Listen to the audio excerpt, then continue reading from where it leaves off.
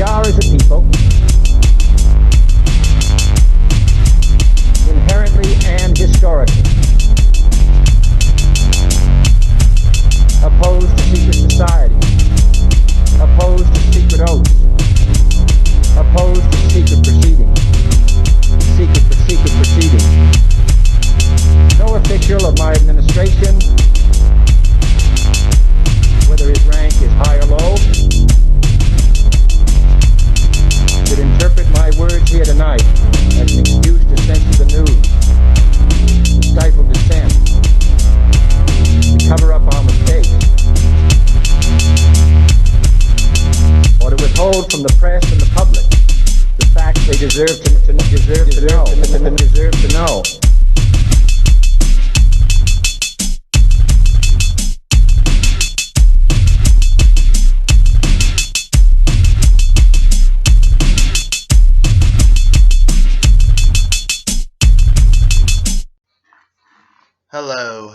Hello. This is Abe Williams, your host at Conspiracy Corner Podcast. Today is the 13th. Ooh, oh God. Ooh, it's not Friday though. I do have a Friday the 13th episode planned one of these days when I get around to it. I wanted to honestly just kind of keep this episode very loose. Loosey-goosey. Someone had mentioned in one of the comment sections of, hey, I think you would gain more subscribers, you would gain more followers if you scheduled a podcast at a scheduled time each week, maybe perhaps once a week. The thing is, I work a main job, a day job, as they would say, in the entertainment, slang. This is a passion project first and foremost. I've been on YouTube for 3 years. I've been doing this for a minute now. This is just kind of a childhood dream that I've been pursuing, and I'll do it till the day I die. I don't see me going anywhere. I don't do this for money. But my thing is why would I schedule once a week an actual time to do a podcast when I can do a podcast for you every day, if not every other day? To me, it's like I feel like I would be limiting myself doing that. That in YouTube has gone to straight hell, pardon my French. They don't let me live stream.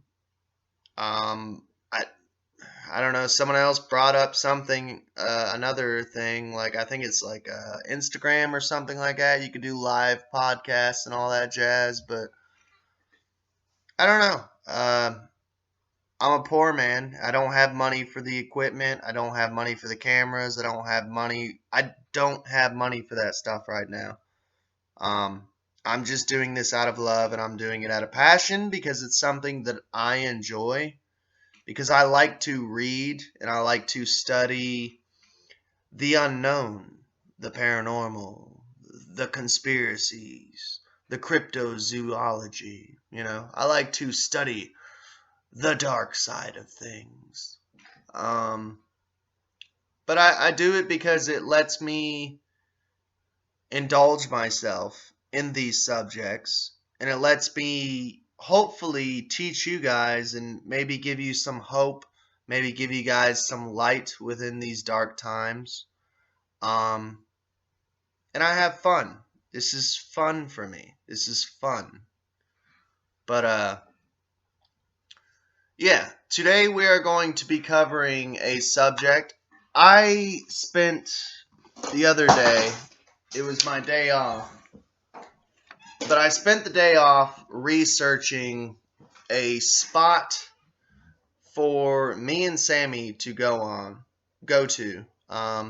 It's here in Louisville, Kentucky, and it actually got brought up to me because I was working. I'm a night stalker, and I was working, and I listen to podcasts, and or radio shows, which they're essentially the same thing. And I was listening to Art Bell, and a caller called in and said that he mentioned the Pope Lick monster, the Pope Lick Goatman. And he's like, yeah, it's in Louisville, Kentucky, and blah, blah, blah, blah, blah, blah. And I was already, like, in my head, I was like, mental note, write that down mentally. So I came home, and I wrote it down, and I was like, dude, Louisville, Kentucky is only like an hour away from here. And I did some research, and it's something we can go to. I'm not going to get too into it because I'll ruin tonight's presentation, but I came home, I wrote it down, and then my next day off, I was like, all right, I need to sit down and do some homework for a podcast, and I'm going to actually go and visit this place and videotape it. So anyone who is listening on just audio only, as far as like Google Podcast, Spotify, Breaker, Anchor, check out the YouTube channel. The YouTube channel is under a different name because I don't hide under aliases. It's Abe Williams. The profile picture is a dream catcher that is sideways. And we do other stuff besides podcasts. We do cryptozoological hunts. We do ghost hunts. We do travel videos, hiking videos, cooking videos. We do all sorts of stuff. Taste testing videos. That way you can actually put a face to the voice too. But today we are going to be covering the Goatman of Pope Lick. And I researched for about 2 or 3 hours. I could not find a whole lot on this particular creature. I want to cover Goatman in general, because there's a ton of information on Goatman, but I wanted to focus this episode just on Goatman of Pope Lick.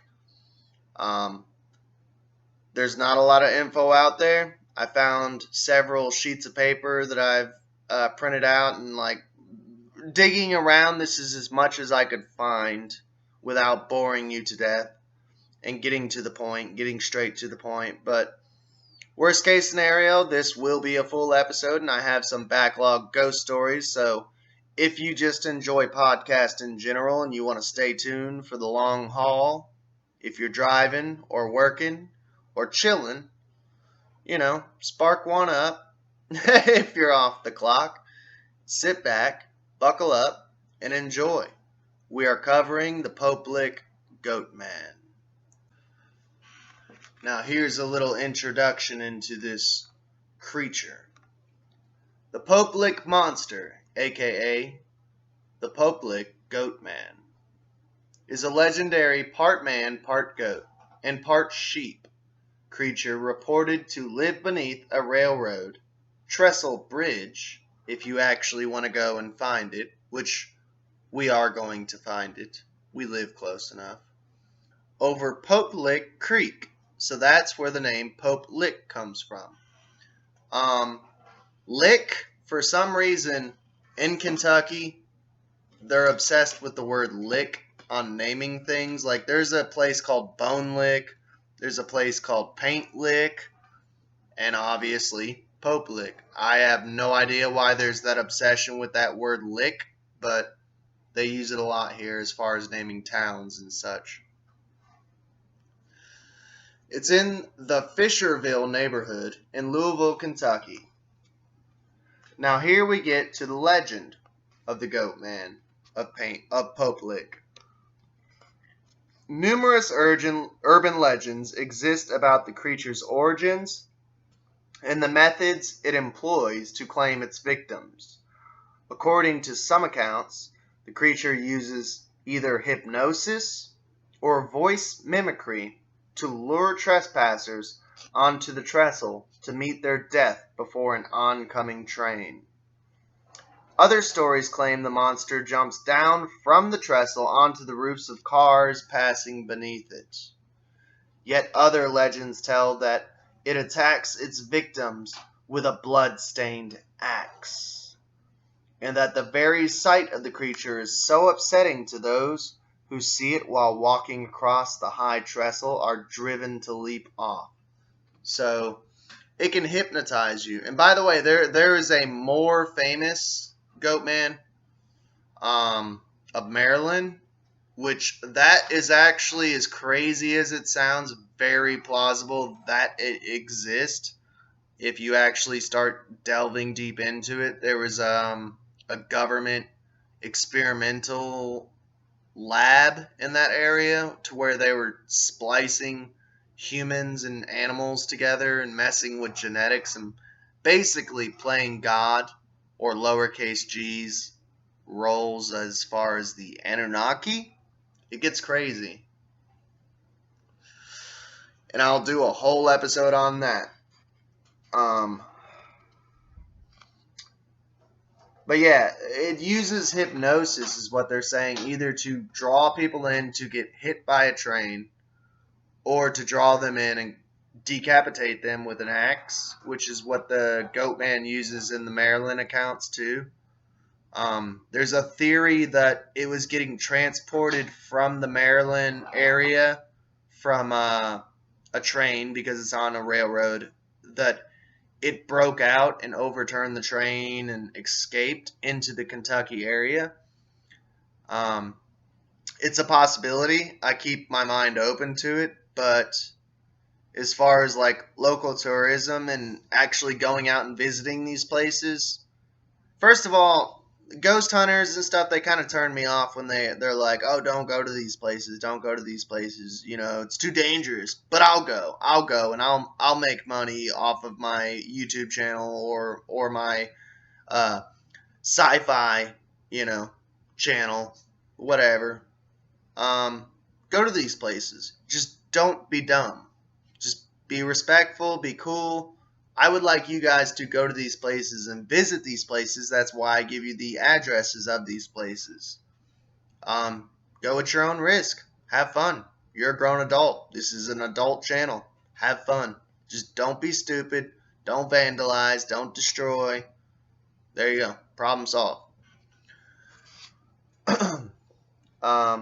Other legends hold that the monster is a human-goat hybrid, and that it was a circus freak who vowed revenge after being mistreated.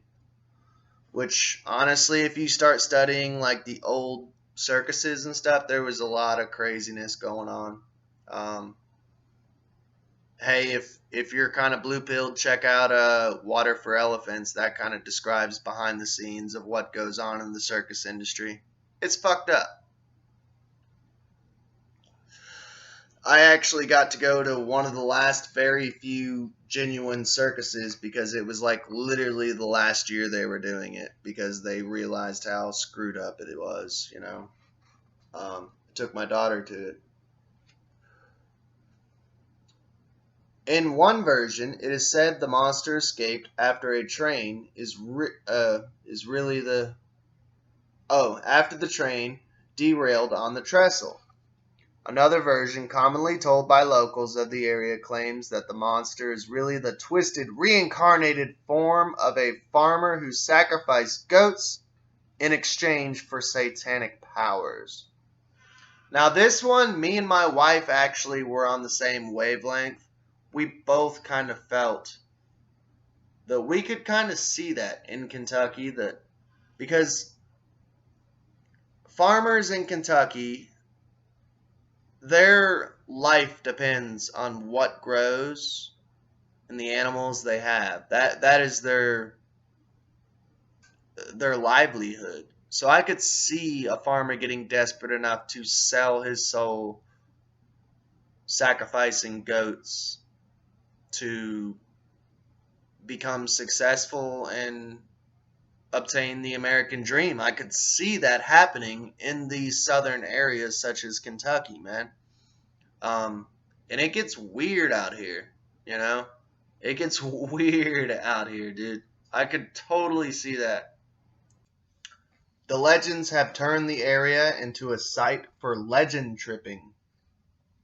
There have been a number of deaths and accidents at the trestle since its construction, despite the presence of an 8-foot fence to keep thrill seekers out. There is a common misconception that the trestle is abandoned and no longer used. In reality, the bridge carries a major rail artery into Louisville. By the way, it's spelled Louisville, but here in Kentucky we call it Louisville. Heavy freight trains cross the bridge several times daily, so it's easy for someone to get caught atop it while an oncoming train barrels down on them. Norfolk Southern Railway urged citizens not to climb the trestles, saying if caught, they would be arrested, which I don't blame them. Now, the monster was the subject of a 1988 film by Louisville filmmaker Ron Schildknecht called The Legend of the Pope Lick Monster. The 16-minute, $6,000 film premiered on December 29, 1988, at the Uptown Theater. Most of the film was shot at Pope Lick Trestle, but scenes showing the characters up on the trestle were shot at another, safer location. Norfolk Southern Railway officials were very upset about the film, as they thought it would encourage teenagers to visit the trestles. They found one scene in particular dangerous, misleading in the scene.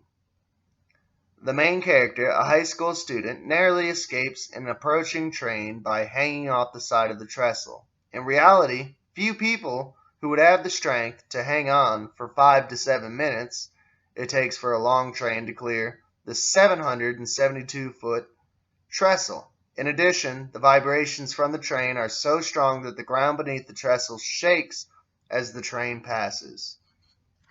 Because the railroad officials were worried that the film would add to the death toll, Norfolk Southern issued a statement, read at the premiere, which warned of the trestle's dangers and informed the audience that anyone caught on the trestle could be prosecuted for trespassing. By the way, I've already said this is an adult channel, so I can be quite frank to you. Play stupid games, win stupid prizes. I think that about sums it up. Several people had died on or near the train trestle at Pope Creek in pursuit of the Pope Lick monster legend. On April 23, 2016, a 26-year-old tourist from Ohio died after being hit by a train while searching for the monster. Her boyfriend survived by hanging on the side of the trestle. In 1994, a man was killed by a train after his ATV overturned on the trestle, trapping him on the track. In 2000, a 19-year-old fell to his death after encountering a train. On May 26, 2019, last year, Savannah Bright, she was 15 years old, was pronounced dead at the scene after she and another teenage girl were on the train tracks near the Pope Lick Trestle. Bright's unidentified companion was taken to University of Louisville Hospital. So now we get into an article of that last victim. And this is by Ed Maza. Woman killed while searching for a mysterious Goatman, quote-unquote, creature in Louisville, Kentucky. An Ohio woman was struck and killed by a train on Saturday night while attempting to investigate the urban legend of a quote-unquote Goatman in Louisville, Kentucky. Rockwell Bain, 26, was walking with her boyfriend on a train trestle where the creature was supposed to appear. Instead of a Goatman, however, they encountered a Norfolk Southern train approaching at 32 miles per hour. the Courier-Journal reported. The train sounded its horn, and Bain's boyfriend avoided the collision by dangling from the edge of the trestle. She was hit by the train and fell 80 feet to the ground, the paper reported. The pair had planned to take a ghost tour that evening, but decided to walk across the trestle first to find the Goatman. CBS affiliate WLKY reported, "The myth, you have to walk on the bridge to see the Goatman." Oh, the myth is you have to walk on the bridge to see the Goatman. Local resident Ron Crouch told WHAS 11, the local ABC station.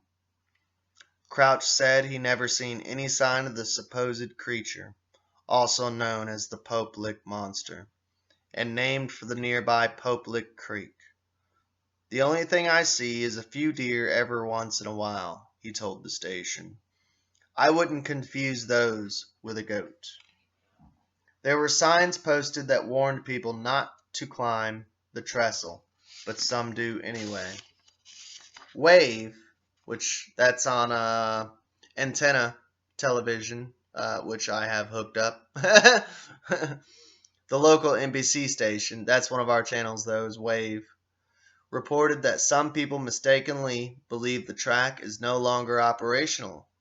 Others know, but opt to take the risk.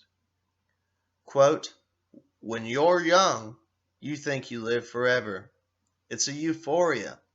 Or they think they can outrun the train," local resident Denise Harris told Wave. "That's a long way to run, and you can't run that fast." But that's all I could find on the Pope Lick Goatman. Like I said, stay tuned because we have another story for you. But yeah, we're definitely gonna check it out, take some pictures, we're gonna film. Like we do whenever we do ghost hunting or any other cryptozoological videos. We have fun, we enjoy our life. And I encourage you guys to do so also.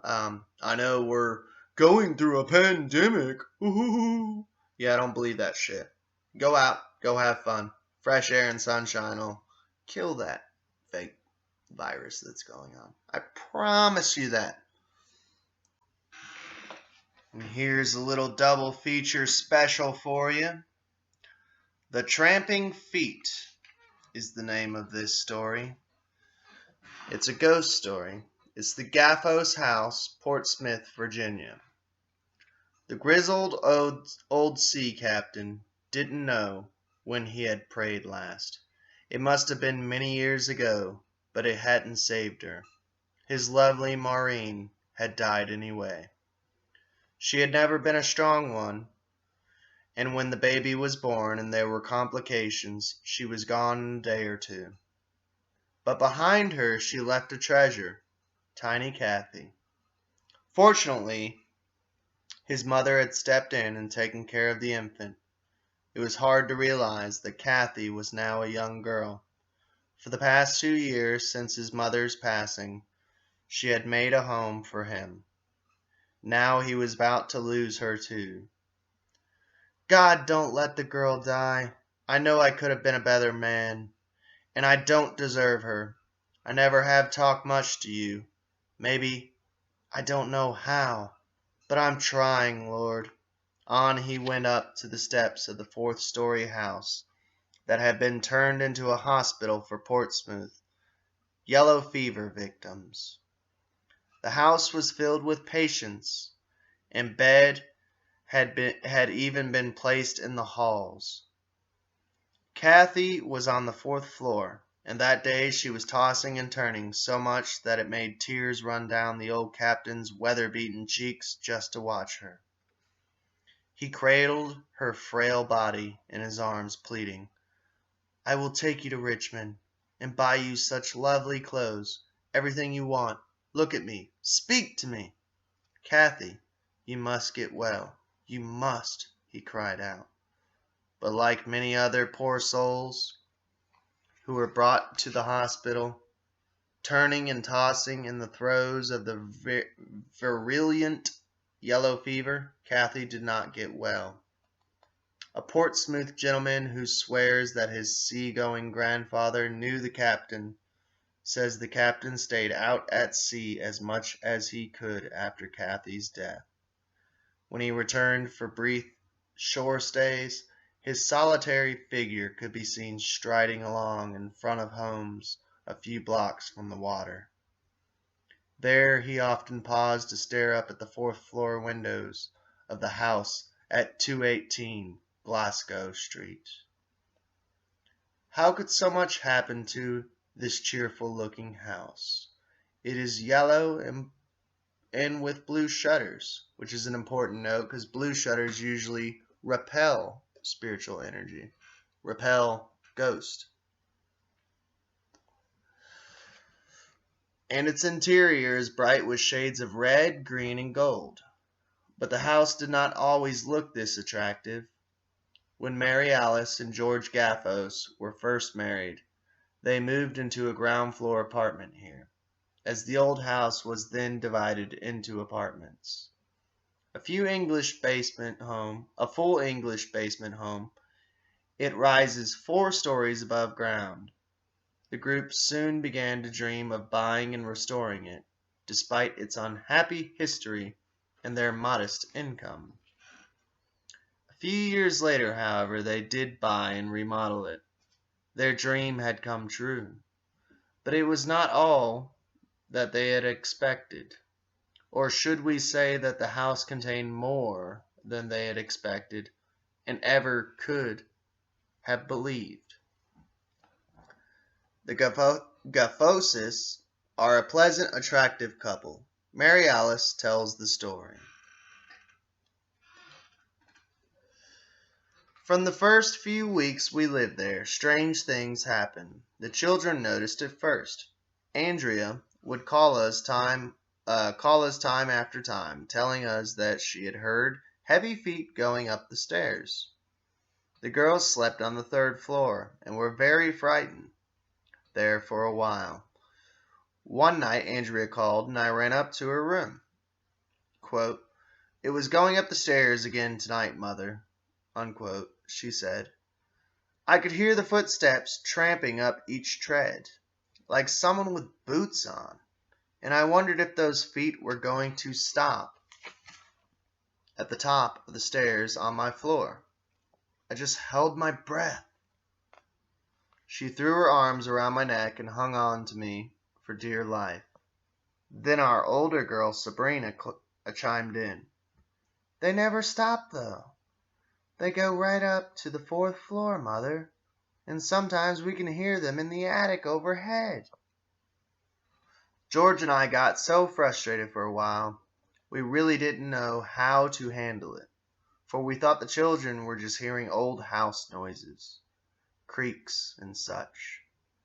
I made up all sorts of funny and comforting stories about the footsteps on the stairs to take their fear away. After a while, they said they weren't afraid anymore. One winter evening, about a year later, my husband and I were sitting in front of the fire, working a jigsaw puzzle. We enjoy doing them, and sometimes sit up quite late doing them. Which actually, me and Sammy, man, we actually got addicted to jigsaw puzzles for a minute. And I don't know, I'm not trying to sound like an old geezer or nothing, but you should do it with your spouse. I don't know, it's like good bonding time and very therapeutic for both parties, and I don't know. I've never had a bad experience doing a jigsaw puzzle with my wife. They're fun. They're possible. We can only do up to like 1,000 pieces. Like anything past 1,000 pieces we struggle with, but we can do like 1,000 and under, you know. But try it out. It's good bonding time with your spouse. But honestly too, like make a little trophy out of it. Like I've seen people actually like frame them and stuff and put it in a frame, put it up on your wall, and when you and your wife, you know, walk past it, you can snuggle up to her, hug her and be like, look, we made that, It's just, I don't know. I don't think people love and show affection to each other as much as they should. Maybe I'm just a snuggle bunny, but I don't know. I'm trying to give you some relationship advice that gives me and my wife a positive marriage. Things that maybe other people should try out. Don't be shy. They don't bite. And if they bite, it might be a good thing. Alright, I remember that I had just found a piece we had been looking for all evening and was putting it in the right place when BAM! The front door slammed so hard that we both nearly jumped out of our chairs. We sat looking at each other, frozen, waiting to see what would happen next. Then came a series of thuds that sounded like heavy boots going up the stairs, step by step.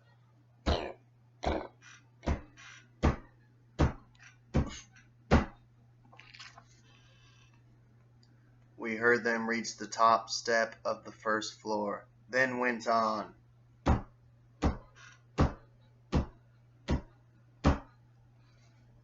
When they got to the second floor, George was out of his chair.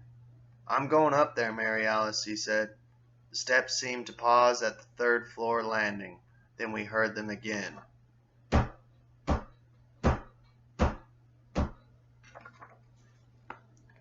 Now he, if it were a man, was on his way up to the fourth floor.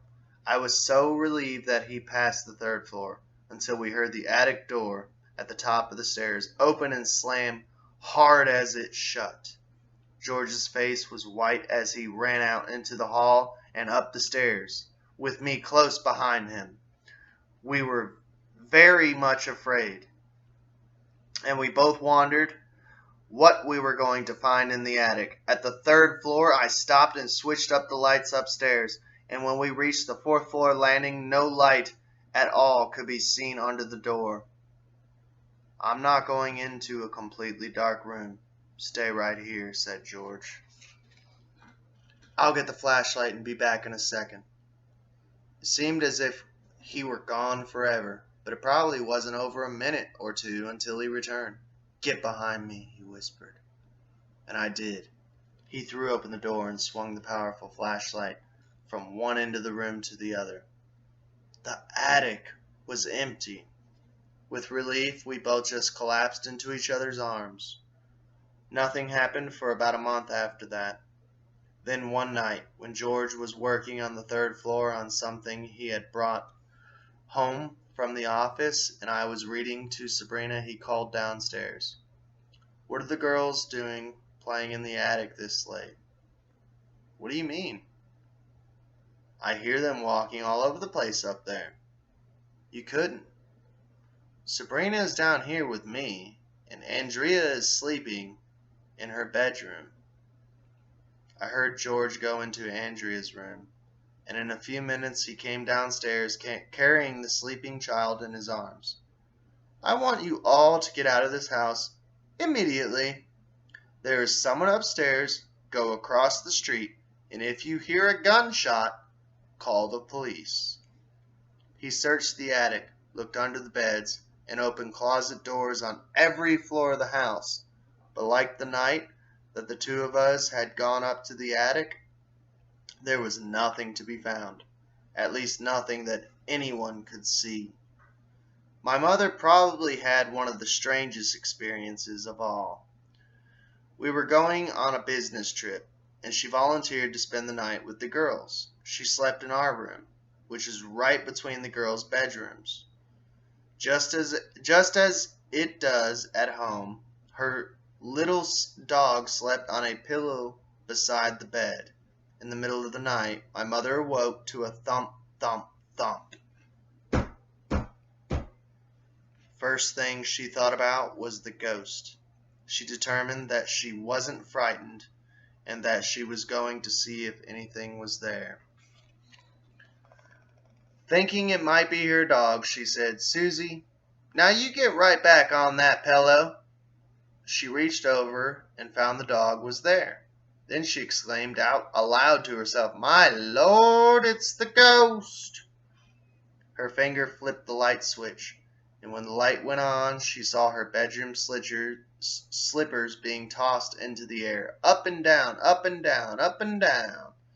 To her, the bizarre and frightening spectacle seemed to last forever, but it was probably only a few seconds. She didn't get to go to sleep until after the sun came up. Mary Alice Gaffos and her family had lived at 218 Glasgow now for a quarter of a century. Sometimes months go by and nothing happens. Then we may see our dog looking as if he was ready to spring into a space, barking his head off as he faces an empty corner in the front hall. When that happens, we know the captain is back. If the daughter of the sea captain really did die in the house during the yellow fever epidemic, surely broke the old man's heart. Does his love for her still go on in some timeless dimension? Does it sometimes bring him back? We are, as a people, inherently and historically opposed to secret society, opposed to secret oaths, opposed to secret proceedings, secret proceedings. No official of my administration, whether his rank is high or low, should interpret my words here tonight as an excuse to censor the news, to stifle dissent, to cover up our mistakes, or to withhold from the press and the public the facts they deserve to